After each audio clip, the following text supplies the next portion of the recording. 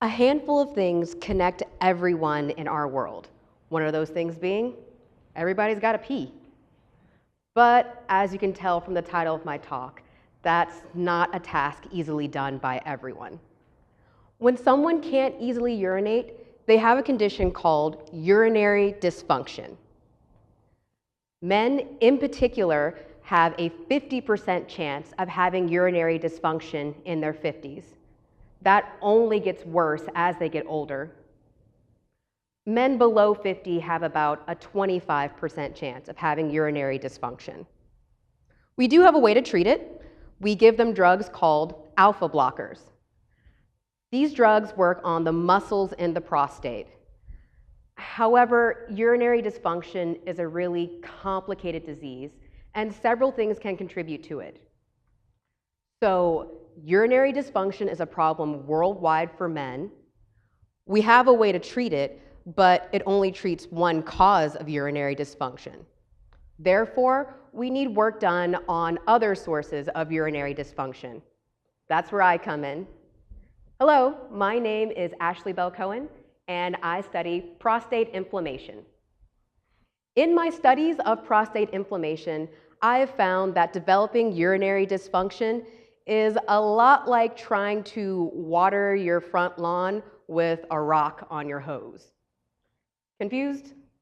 Let me explain it to you. Let's look at this piece by piece.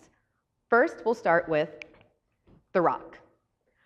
The rock in this metaphor is just like prostate inflammation. Like prostate inflammation, it starts this entire process and is really the driving force behind what's going on. In the lab, I use a human bacteria to cause mice to have prostate inflammation. This bacteria I collected from a man who had prostate inflammation. So when I take this bacteria and put it in a mouse, they develop prostate inflammation too. We think back to my story. After the rock has landed on your hose, the rock causes pressure and eventual blockage in that hose. This is also what happens inside of a man. A man develops this condition called prostate fibrosis.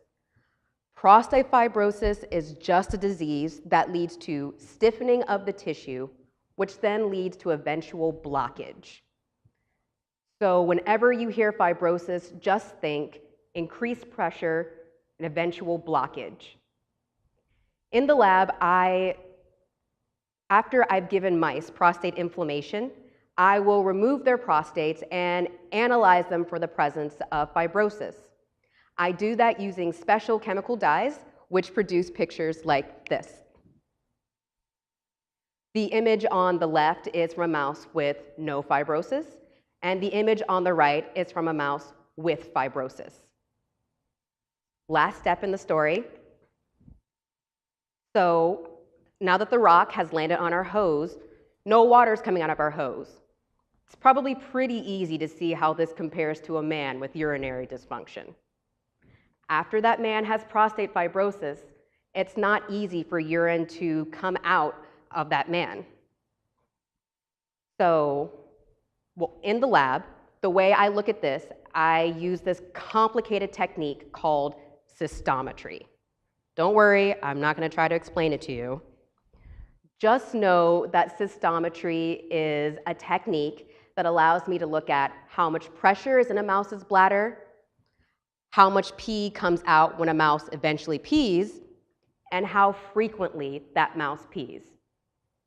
Essentially, I take a mouse, I put fluid in him, I wait and watch until that mouse pees it out. You're welcome for that, men of the world. Now, let's put all of that together. Prostate inflammation leads to prostate fibrosis, which leads to urinary dysfunction. Just like a rock, when it lands on your garden hose, increases pressure, eventually leading to blockage, which leads to no water coming out of your garden hose.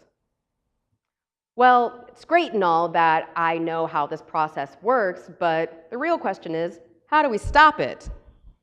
Well, I have an answer for that.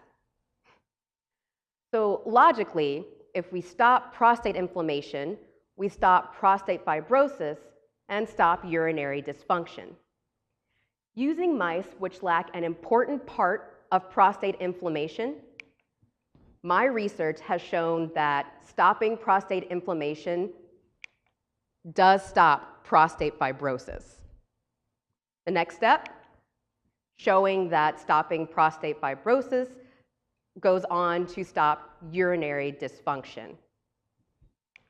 Ultimately, hopefully, my work can be taken from male mice and taken to male patients with urinary dysfunction. I can hopefully help the world pee a bit easier. Thank you so much.